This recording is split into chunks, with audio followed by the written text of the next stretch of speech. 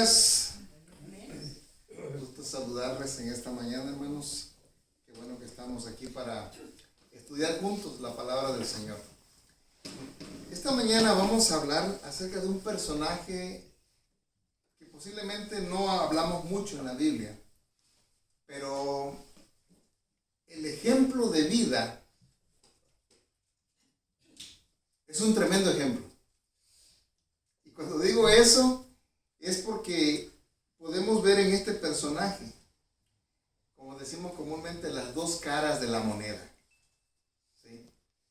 Y es bien interesante cómo, la verdad que cuando yo leo este pasaje, la historia de este hombre, cuando leo otros pasajes de gente que uno dice, Señor, eres demasiado bueno, demasiado misericordioso, porque humanamente hablando, hermanos, nosotros tenemos límites, ¿cierto?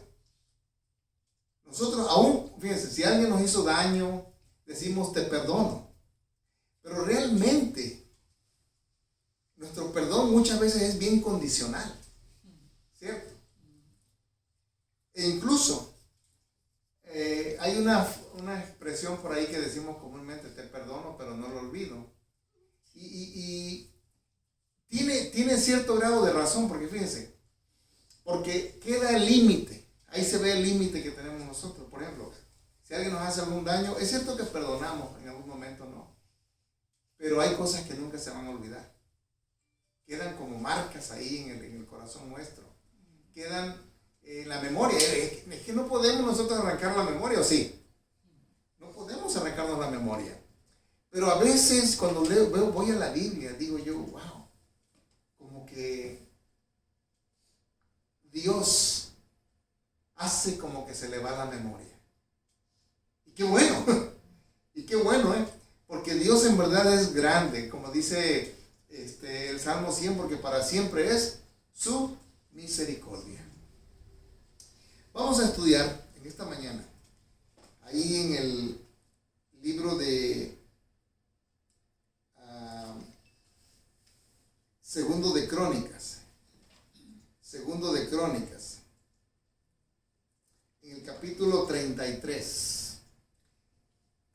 Hay varias, un par de ocasiones donde se menciona el mismo personaje, pero me gustó más, porque viene más completa la historia en Segundo de Crónicas. Ustedes lo pueden encontrar también en Segundo de Reyes, y también lo pueden encontrar el mismo pasaje en Isaías. Ahí lo pueden encontrar ustedes. Pero fíjense, hermanos, es bien interesante la manera como el Señor inspira al escritor de Segundo de Crónicas y cómo narra la vida de este hombre. Permítanme darles a ustedes un trasfondo acerca de quién era este personaje. Segundo de Crónicas, capítulo 33. Ahora fíjense ustedes, Manasés. Dice la Biblia, el capítulo 33 de Segundo de Crónicas, verso 1, Segundo de Crónicas 33, 1, dice: de 12 años era Manasés cuando comenzó a reinar, y 55 años reinó en Jerusalén. ¿Cuántos? 55. Era una monarquía, no era un estado demócrata. No había democracia, ahí subía y moría hasta que moría él y el hijo el que seguía, y así. Esa era la monarquía, donde solamente una persona gobierna, absoluta. Ahora imagínense, a veces, imagínense ustedes, a veces, tener un gobernante que gobierna 4 años, siente uno que el agua lo tiene hasta aquí, hasta el cuello. Ahora imagínense tener un gobernante que gobierna 55 años. Cosa tremenda. ¿Sí? Cosa tremenda. Imagínense esos países comunistas donde se levanta el gobernante y gobierna hasta que se muere. En México nosotros tuvimos uno, Porfirio Díaz. No era comunista, pero el sistema de gobierno parecía monárquico, porque el hombre gobernó más más de 30 años, imagínense ustedes, estar en el poder. Y algunos decían que era bien demócrata porque hacía elecciones, pero ¿quién creen que ganaba siempre? Él. Bien interesante, o era muy popular o en verdad manejaba las cosas a su manera. Bien, no vamos a hablar de política, porque uno se mete en problemas, ¿verdad? Pero fíjense, ¿quién era Manasés? Les voy a contar la historia de quién era Manasés. Manasés era el hijo de Ezequías. ¿Quién era Ezequías? ¿Alguien se acuerda quién era Ezequías? Ezequías era aquel rey que un día enfermó. Y Dios a través del profeta Isaías le dijo, oye, prepara tu casa, porque vas a morir. Así que Ezequías comenzó a llorar, ¿se acuerdan? Y lloraba como Magdalena, y lloraba, y lloraba, y lloraba, y lloraba. Y ya Isaías se había ido. Dice que ya había atravesado los jardines del palacio, cuando de repente el Señor se le aparece y le habla y le dice, oye, regresa, mira, ve a donde está aquel chillón, aquel llorón, y dile que le voy a dar ¿cuánto? 15 años más de vida. Isaías se fue contento porque realmente Ezequías era un buen rey, era un buen hombre. Y se alegró de que el Señor le dijera que le iba a dar 15 años más a Ezequías.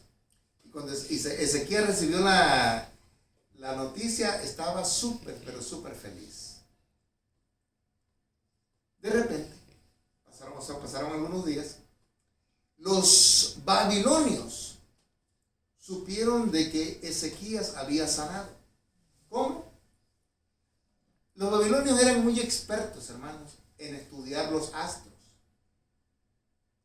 Ellos vieron allá en Babilonia que de repente un día como que el sol se regresó. No me pregunten cómo sucedió eso, porque yo no soy astrónomo. No sabría explicarles con palabras de astrónomo. Simplemente el Señor hizo un milagro y imagínense ustedes que ahora son las 11:35 o 34 y de repente que se regresara 40 minutos el reloj para atrás. Vámonos. Son las 11:05, 11:10, por decirlo así. Y ustedes dirían, ¿qué pasó? ¿Que no eran las 11:35? Pues algo así pasó. Y los babilonios llegaron. Se enteraron de que había estado enfermo el rey y le trajeron regalos y le dijeron, estamos contentos, felices de que esté sano nuevamente. Dios le había dado esa señal a Ezequías de que el sol se iba a regresar, que su reloj iba a tener un cambio, y los babilonios lo notaron y por eso vinieron ahora a Jerusalén a felicitar a Ezequías. Pues cuando llegaron los babilonios, Ezequías le abrió las puertas del templo, le abrió las puertas de las caballerizas, los lugares donde almacenaba el oro, donde almacenaba todo. Y los babilonios hicieron así. Nos gusta. Entonces se fueron. Isaías viene y le pregunta a Ezequías, oye, ¿y aquellos hombres que vinieron qué? Como decimos en México, ¿qué onda con eso? Y dijo Ezequías, son los babilonios que vinieron a decirme de que pues estaban contentos de que yo había sanado. Oye, el Señor me ha dicho, pero antes de eso le dijo, ¿y qué vieron ellos aquí? Y se vieron todo. Todos mis tesoros, no hubo pero ningún alfiler que no quedara yo sin enseñarles. Y les dijo, ¿sabes qué? Un día esos hombres van a venir y te van a robar hasta el último alfiler que tienes. Todas las riquezas que vieron se las van a llevar. Y Ezequías dijo, es buena la palabra del Señor. Dice, pero al menos que no pase en mis días, que yo vaya al sepulcro en paz. Y así fue. Pero fíjense, Ezequías no dio gloria a Dios cuando llegaron los babilonios. No dijo, todo lo que tengo es gracias a Dios. No dio gloria a Dios.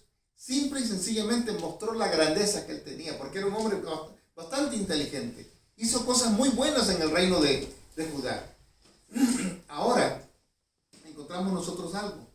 de que Ezequías, su corazón, fíjense lo que dice capítulo 32 del libro de Segundo de Crónicas, el versículo 25. Lean el 24 para que vean el contexto. Siempre es bueno leer, cuando leemos la Biblia, el texto con su contexto, porque si no, como dijo el pastor aquel, es puro pretexto, ¿verdad? Dice, en 32, verso 24, dice, en aquel tiempo Ezequías se enfermó de muerte y oró a Jehová, quien le respondió y le dio una señal. Todo lo que yo les dije en un versículo lo dice aquí el autor de Crónicas. Y dice el 25, mas Ezequías no correspondió al bien que le había sido hecho, sino que se enalteció su corazón y vino la ira contra él y contra Judá y Jerusalén. ¿Se dan cuenta? Ezequías por un tiempo se desvió de Dios, ya sano. Hermanos, nosotros somos, a veces nos aferramos a la vida. Tanto. Pero a veces no queremos aceptar de que es el momento cuando el Señor ya nos está llamando. Nadie se quiere morir, ¿o sí? Levanten la mano los que se quieran morir. No lo levanten. Yo no quiero celebrar ningún funeral aquí en la iglesia. ¿Okay? Pero digo una cosa, nadie quiere morir. Pero fíjense ustedes. Cuando a Ezequías le dijo Isaías, hey, prepara tus maletas porque vas a morir, se puso a llorar. Los años, después que fue restaurado, varios años, no nos dice el profeta aquí, el escritor, no nos dice cuántos años anduvo lejos del Señor. Pero dice que su corazón, ¿qué hizo? Se enalteció. ¿Qué quiere decir enalteció? ¿Se acuerdan del diablo cuando dice, se enalteció tu corazón a causa de tu belleza, tu hermosura? Imagínense ustedes a Ezequías diciendo, wow, si con mis habilidades he logrado construir un imperio bastante bueno, próspero, porque realmente su reinado fue próspero. Ahora imagínense ustedes, Ezequías pudo ver cómo el Señor obraba destruyendo a los asirios. Cómo la mano de Dios estuvo con él cuando los asirios cayeron. Por solamente un ángel. Así que Ezequías se sentía grande. Y dice el versículo que sigue el 26. Pero Ezequías, después de haberse enaltecido su corazón, se humilló él y los moradores de Jerusalén, y no vino sobre ellos la ira de Jehová en los días de Ezequías. Pero ahora fíjense, durante esos 15 años que tuvo Ezequías de vida todavía, ¿qué creen que hizo Ezequías? Tuvo hijos. En esos 15 años, más bien 3 años después, que quedó sano, tuvo, más bien 2 años después, embarazó a su esposa y en el tercer año nació su niño. Porque dice la Biblia que el verso 33.1, ¿sí? 33.1 de Segunda de Crónicas, de 12 años era Manasés cuando comenzó a reinar y 55 años reinó en Jerusalén. Es decir que en cuanto murió Ezequías, subió al reinado ¿quién? Manasés, su hijo. ¿Cuántos años tenía el chamaco?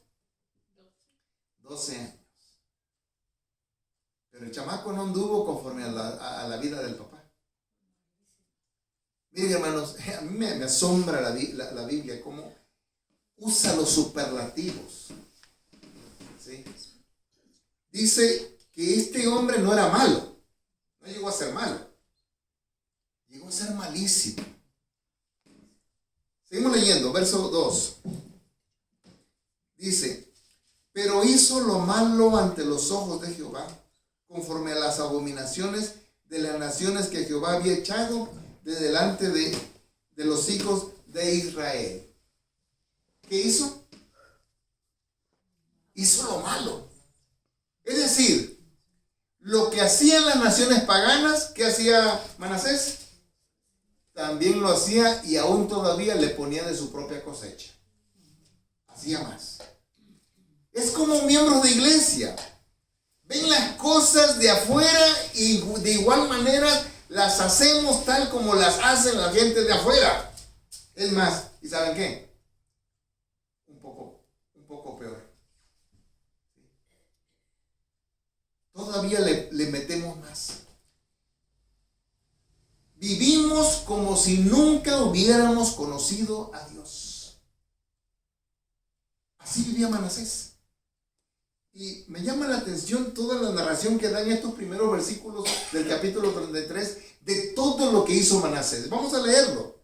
Dice que hizo, ¿verdad? Conforme las naciones vecinas. Dice, porque él reedificó, ¿qué?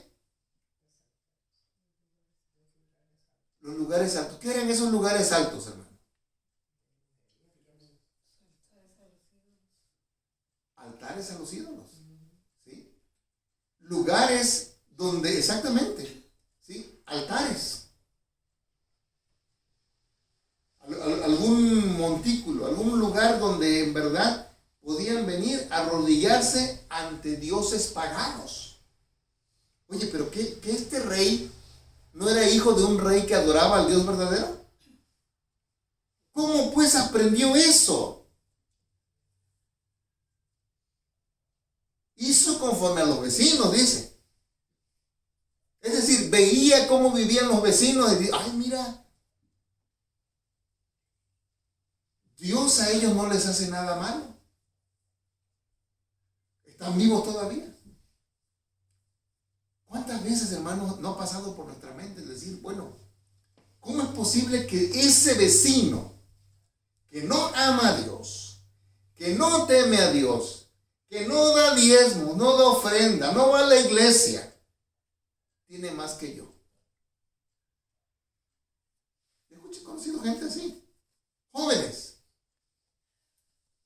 que dicen, mira, qué aburrida la iglesia, y los de afuera tienen un montón. Mira cómo vivo yo. Y a veces uno se pregunta, bueno, pareciera que eso es cierto. Ay, hermanos. Decía un amigo por ahí, me decía, Lalo, dice, nosotros no tenemos que preocuparnos por cómo viven los vecinos, dice. Hay que dejarlos que disfruten, dice, porque es lo único que van a disfrutar. Nosotros sí vamos a disfrutar la eternidad, pero ellos, ¿qué? Es todo lo que tienen. Y es que en este mundo muchas veces, sobre todo los cristianos, hermanos, pensamos que disfrutar de la vida es tener posesiones materiales. E incluso le añadimos más el usar drogas, alcohol y todo aquello. Pues decimos, esto sí es la pura vida. Noten ustedes que crecen nuestros jóvenes, nuestros muchachos, que dicen, me voy ahora sí a disfrutar de la vida. Pero ¿qué es eso de disfrutar de la vida? ¿Hacer qué? Hacer lo malo, ir en contra de Dios, ir en contra de los principios que Dios estableció. Es justo lo que hizo Manasés. Todo lo que hacían los vecinos, él lo quiso hacer también. Y dice que reedificó los lugares altos que Ezequías su padre había derribado. Estoy leyendo el verso 3. Dice, y levantó altares a los Baales e hizo imágenes de acera y adoró a todo el ejército de los cielos y le rindió culto. Es decir, fíjense, muchas veces uno anda lejos de Dios, pero no necesariamente uno se va de la iglesia. ¿Cierto? Este hombre no tan solo se fue de la iglesia, sino que trajo también y metió adentro de la iglesia cosas que no debía de hacer. Dice que adoró al ejército del cielo. ¿A quién adoró, hermano? Es bien interesante esta expresión, ¿sí? Dice el verso 4, edificó también altares en la casa de Jehová, de la cual había dicho Jehová, en Jerusalén estará mi nombre perpetuamente. Imagínense ustedes que dentro del templo, adentro del templo, él trajo y puso lugares para adorar a sus ídolos.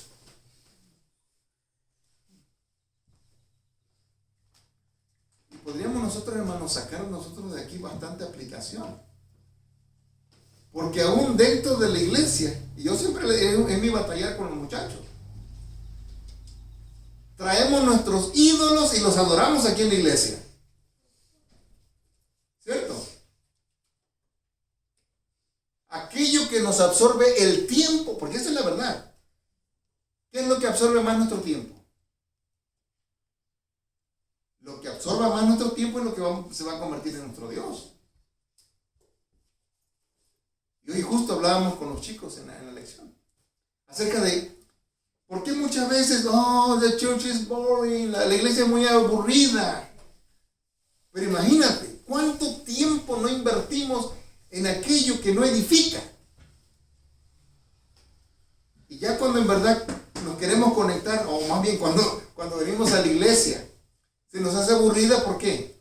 Porque estamos tan acostumbrados a que nuestra mente está metida en otra cosa que no le damos lugar a Dios. Y eso que en algún momento desplaza a Dios, y es que así es. Nuestra mente, nuestro corazón así es. Todo aquello que desplaza a Dios se llega a convertir también en nuestro ídolo, en nuestro Dios. Es justo lo que pasó con este hombre. Él trajo al templo, dice, trajo al templo sus objetos de adoración. Y sigue diciendo, verso 5, edificó asimismo altares a todo el ejército de los cielos en los dos atrios de la casa de Jehová. Y pasó sus hijos por fuego en el valle del hijo de Hinnom. Imagínense ustedes, hermanos, no conforme con traer a sus ídolos y adorarlos, y ofrecerle inciensos, arrodillarse ante ellos, sino que agarró a sus hijos. ¿Y qué significa pasarlo por fuego?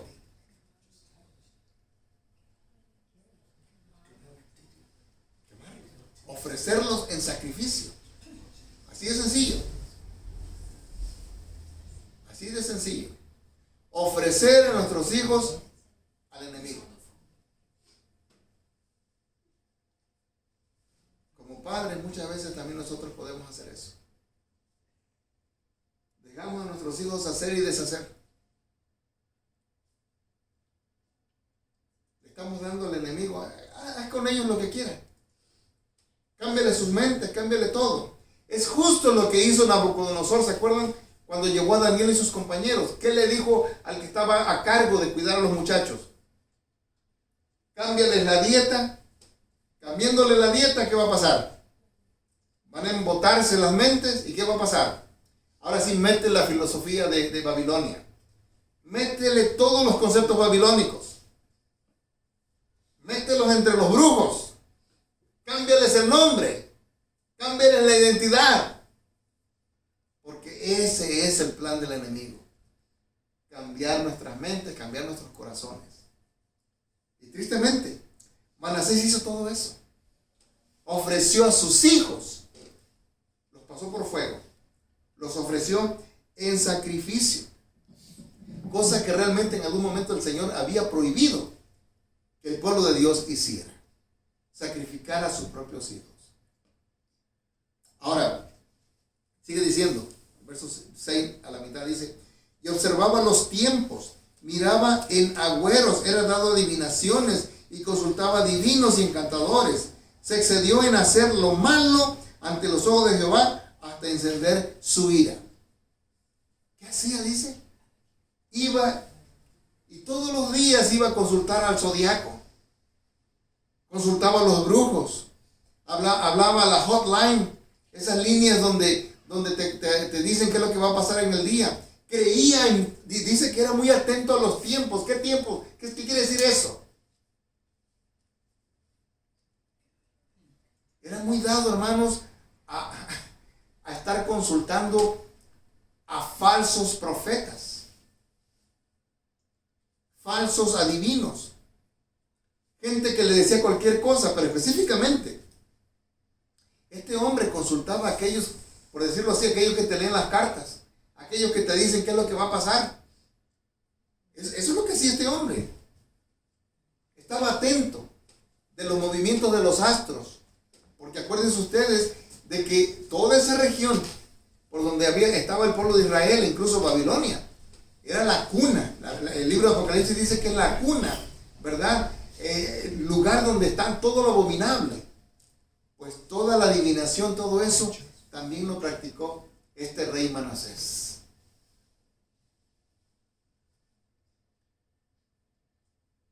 Nosotros como iglesia, hermanos, si prestamos oído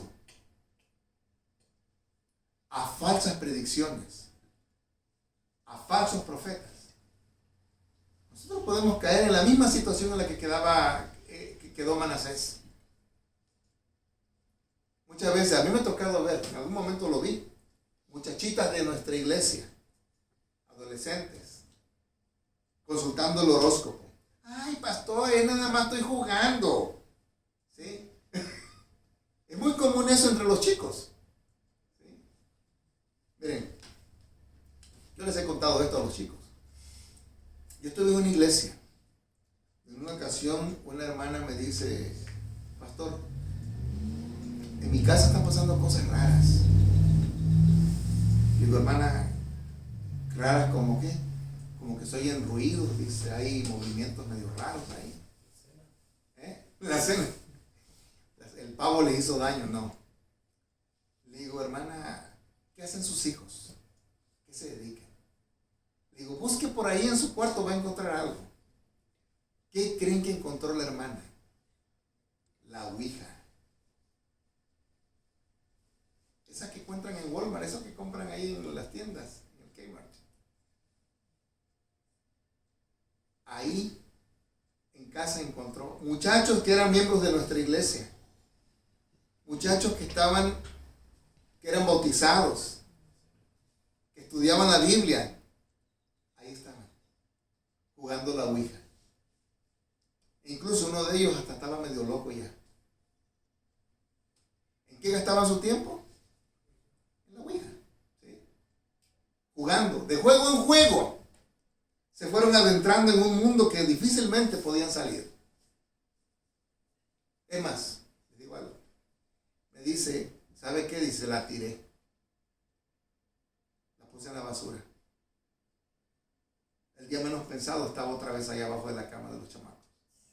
No sé si los chamacos la metieron, pero dice, ahí estaba otra vez la ouija. Y yo la había tirado. Hermano, el diablo no se va tan fácilmente. Él se va a aferrar. ¿Sí? Se va a aferrar a las mentes, al corazón nuestro. Porque él sabe que si nosotros comenzamos a hacer cambios en nuestras vidas, nos puede perder. Pero el Señor no nos deja, hermanos. Dios quiere que volvamos a Él. Miren, Manasés llegó a caer en lo más bajo, cayó en el abismo. Por eso hemos titulado el mensaje en esta mañana, Manasés, del abismo a la gloria. Porque Manasés cayó, dice aquí, vuelvo a leer la última parte del verso 6, dice, se excedió. ¿Qué quiere decir que se excedió? Pasó ya, es de más, derramó, ¿sí?, la copa a él. Con todo lo que hizo, dice, se excedió en hacer lo malo ante los ojos de Jehová hasta encender su ira. Y además de esto, puso una imagen fundida que hizo en la casa de Dios, de la cual había dicho Dios a David y a Salomón, su hijo, en esta casa y en Jerusalén, la cual yo elegí sobre todas las tribus de Israel, pondré mi nombre para siempre. Verso 8, y nunca más quitaré el pie de Israel de la tierra que yo entregué a vuestros padres, a condición, ¿cuál era la condición que Dios le había dado? Y aquí viene la condición de Dios, hermanos. Dios les dijo, miren, mi nombre siempre va a estar en esta casa. Mi nombre siempre va a estar en esta tribu, la tribu de Judá. Mi presencia va a ir con ustedes todo el tiempo, si ustedes, y aquí dice, a condición de que guarden y hagan todas las cosas que yo les he mandado. toda la ley, los estatutos y los preceptos por medio de Moisés. Hermanos, Dios, hermanos, es bueno. Porque cuando Él nos da leyes, ordenanzas, mandatos, ¿ustedes creen que los hace por nuestro mal? Lo mismo pasa con nuestros hijos. A veces le decimos a nuestros hijos, tienes que hacer esto, tienes que cuidarte de hacer esto y esto. Y muchas veces, ¿cómo somos los hijos? Pensamos que nuestros padres nos quieren fastidiar la vida. Pero lo que realmente queremos es que les vaya bien. ¿Sí? Queremos que les vaya bien.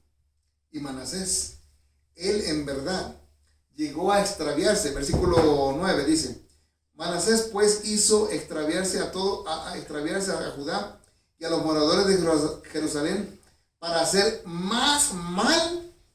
¿Cómo? Más mal que las naciones que Jehová destruyó delante de los hijos de Israel. Óigame, ¿cómo es posible eso? ¿Cómo es posible que un muchacho, permítame decirlo en el lenguaje adventista, que anduvo en el club de aventureros, estudiaba su lección todos los días, llegó a estar en el club de conquistadores, se invistió, de repente se apartó del camino, que fue director de jóvenes, que fue líder en la iglesia, ahora hace peor que aquellos que no conocen a Jehová? Dios nos libre, hermanos, y Dios nos ayude a poder entender que es necesario volver a Dios. Tristemente, escuchen esto, no tenemos nosotros que abiertamente estar levantando un ídolo con forma de hombre o de animal o lo que sea. Pero muchas veces los ídolos pueden estar en nuestro corazón, en nuestra mente. Están en nuestros artefactos que tenemos en casa. Y aquello que ocupe más nuestro tiempo, automáticamente se convertirá en nuestro Dios. Aquello que ocupe más nuestra mente, ahí estará. Tristemente, Manasés dice que llegó a ser peor que las naciones vecinas. ¿Sí? Verso 10: y habló Jehová a Manasés y a su pueblo, mas no escucharon, por lo cual Jehová trajo contra ellos los generales del ejército del rey de los asirios, los cuales aprisionaron con grillos a Manasés y atado con cadenas, lo llevaron ¿a dónde? A Babilonia. Ándale, chiquitito, para que aprendas. Cualquiera diría, qué bueno, para que se le quite, ¿verdad?, de andar ahí con esas cosas. Pero fíjense, hermanos, Manasés fue tomado prisionero por los asirios y lo llevaron allá, se lo aventaron al rey de Babilonia. ¿Qué dice? Verso 12: mas luego que fue puesto en angustia, oró a Jehová su Dios, humillado grandemente en la presencia de Dios de sus padres. Verso 13: y habiendo orado a él, fue atendido, pues Dios oyó su oración. ¿Cómo? Dios oyó la oración de un idólatra. Dios oyó la oración de un hombre que trajo la idolatría al pueblo de Israel. ¿Sí? Asesino. Todo. Dice que este hombre hizo todavía más mal que las naciones vecinas. Pero Dios lo perdonó, lo oyó. ¿Qué te dice eso, hermano, acerca del carácter de Dios? Que nadie ha caído tan bajo que no lo pueda alcanzar Dios. Nadie ha ido tan bajo, llámese, tú ponle el nombre de lo que sea, fornicación, adulterio, homosexualismo, lo que sea. Dios nos puede rescatar. Dios nos puede rescatar. Dice, vuelvo a leer el 13, habiendo orado a él fue atendido, pues. Dice, pues Dios oyó su oración y lo restauró a Jerusalén, a su reino. Entonces, dice, reconoció Manasés que Jehová era Dios. ¿Qué cosa? Y ustedes van a ver que después de esto, realmente caminó con Dios. Dice el 14, después de esto, edificó el muro exterior de la ciudad de David al occidente de Gihón, en el valle a la entrada de la puerta del pescado, y amuralló Ofel y elevó el muro muy alto y puso capitanes de ejército en todas las ciudades fortificadas de Judá. Asimismo, y aquí viene algo hermoso que hizo el hombre, dice, quitó los dioses ajenos y el ídolo de la casa de Jehová y todos los altares que había edificado en el monte de la casa de Jehová y en Jerusalén, y los echó ¿dónde? Fuera de la ciudad. Verso 16, reparó el altar de Jehová y sacrificó sobre él sacrificios de ofrendas de paz, de alabanza, y mandó a Judá que sirviesen a Jehová, Dios de Israel. ¡Qué tremendo! A veces, hermanos, el Señor permite que caigamos en una situación triste. ¿Sí? Muchas veces estamos en las mejores de las comodidades y sentimos que somos intocables. Pero el Señor permite que venga el mal, porque a través de él nos va a sanar. A través de ese momento triste nos puede levantar para algo mejor. Pero lo que más sobresale aquí es que la misericordia de Dios es para siempre. El texto que leyó el anciano esta mañana dice, Romanos 6:23, que la paga del pecado es ¿qué? Muerte. Pero la dádiva de Dios, ¿qué es? Vida eterna en Cristo Jesús, Señor nuestro. Nadie ha caído tan bajo, hermanos, que Dios no lo pueda levantar. Nadie ha pecado tanto que diga ya Dios no me va jamás a perdonar. Nadie ha cometido errores tan graves que Dios diga, ¿sabes qué? Ya no te puedo perdonar. No. Dios es grande y misericordioso, hermanos. Por eso él dice, en el mismo profeta Isaías, él dice en 1:18, venid luego, dice Jehová, y estemos a cuenta. ¿Qué quiere decir eso? Dialoguemos. A ver, háblame de tus pecados y yo te hablaré de mi gracia. Dice, si tus pecados fueren como la grana, como la nieve serán emblanquecidos. Y si fueren rojos como el carmesí, así como el color de las bancas, dice, van a llegar a ser como blanca. ¿Qué te dice eso, hermano, acerca de Dios? ¿Qué Dios como ese?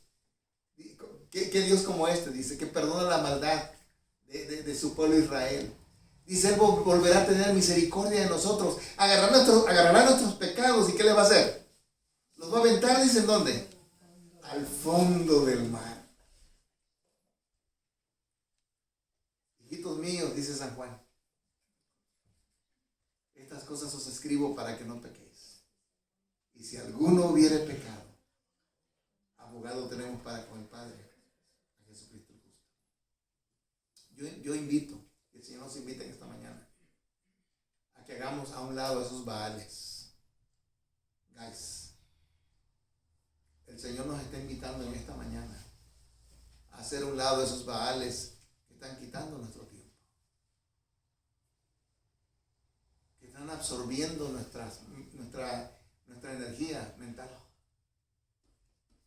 e incluso hasta nuestra energía física. Porque imagínate, si estamos 5, 6, 10 horas, 12 horas sentados en el aparato, ¿qué energía tenemos para levantarnos? se están atrofiando nuestros músculos y eventualmente vamos a sufrir las consecuencias de dedicarle mucho tiempo a ese Dios también. José Ramos era un guerrillero allá en Mato Grosso, Brasil. Era un hombre que le gustaba matar gente. Él era un guerrillero. Bajaba solamente allá de la montaña, de la loma del monte, y venía solamente a agarrar provisiones y a matar gente, a robar, a matar, y volvía a irse nuevamente a la loma. Por muchos años esa fue su vida, él y sus compañeros de fechorías. Un día de esas veces que bajaba, encontró una Biblia. Él no sabía qué libro era, pero quería leer algo. No tenía televisión, así que se llevó un libro. Pero ¿saben, hermanos, qué pasaba con José Ramos? Él, de toda la gente que había matado, cada vez que mataba a alguien, marcaba su fusil, le ponía una marquita. Hombre o mujer que mataba, le ponía una marquita. Cuando consiguió esta Biblia y se la llevó allá al cerro, comenzó a leerla. Y lo que a él le impresionó fue ese versículo que les dije hace un momento, de Isaías 1:18. Venid luego, dice Jehová, y estemos a cuenta. Y él dijo, ay, caray, tengo que estar a cuenta con Dios. Así que se puso a dialogar con Dios. Y el Señor comenzó a transformar su corazón. Para este entonces él ya tenía 72 marquitas en su fusil, que significaba 72 vidas que había cortado. Cada noche cuando dormía, él veía esas caritas de esos niños, de esas mujeres que quedaban sin esposo y no podía dormir. Sufría. Finalmente rindió su corazón a Jesús. En esos días, el gobierno dijo que iba a dar una amnistía, iba a perdonar a todos aquellos que estuvieran prófugos y que les iba a dar incluso hasta tierra para que labraran, pero que ya no anduvieran robando. Muchos volvieron a esa vida civil, pero él no, él dijo, no, se me hace que es trampa del gobierno, y se fue a Argentina. Allá en Argentina se acercó a una iglesia adventista, se bautizó ahí en la iglesia adventista, y llegó a ser uno de los líderes de la iglesia, ahí en Argentina. Fue entonces cuando el pastor que narra esta historia, el pastor Víctor Collins, lo encontró. Y él le contó esta historia que yo les estoy contando. Y él le dijo, pastor, dice, yo sé que el Señor todavía va a tener un poco de misericordia conmigo. Dice, porque hasta la fecha, dice, yo he traído a los pies del Señor 45 personas. Yo sé que Él todavía me va a dar todavía un poco más de vida.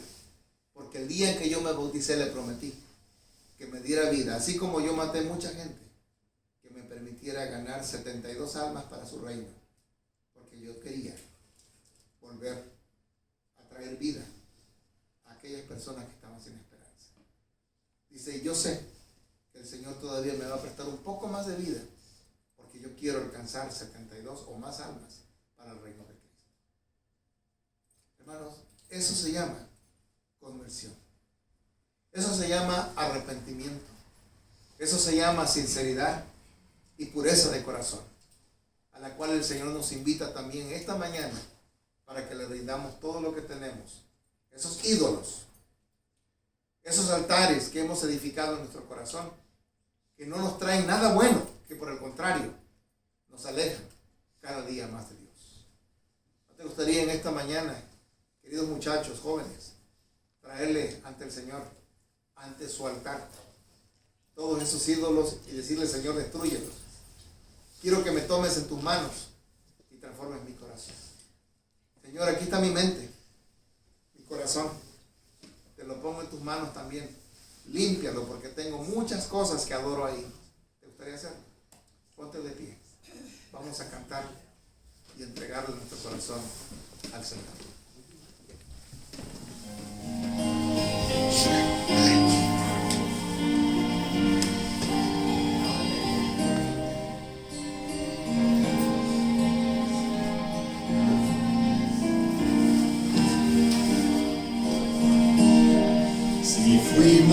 motivo de dolor, oh Cristo, si por mi causa el débil tropezó, si en tus pisadas caminar no quise, perdón te ruego, mi Señor y Dios. Escucha, oh Dios, mi confesión humilde y líbrame de tentación sutil. Preserva siempre mi alma en tu rebaño. Perdón te ruego, mi Señor y Dios. Si vana y fútil mi palabra ha sido, si el que sufría en su dolor dejé, si egoísta fui en mis motivos,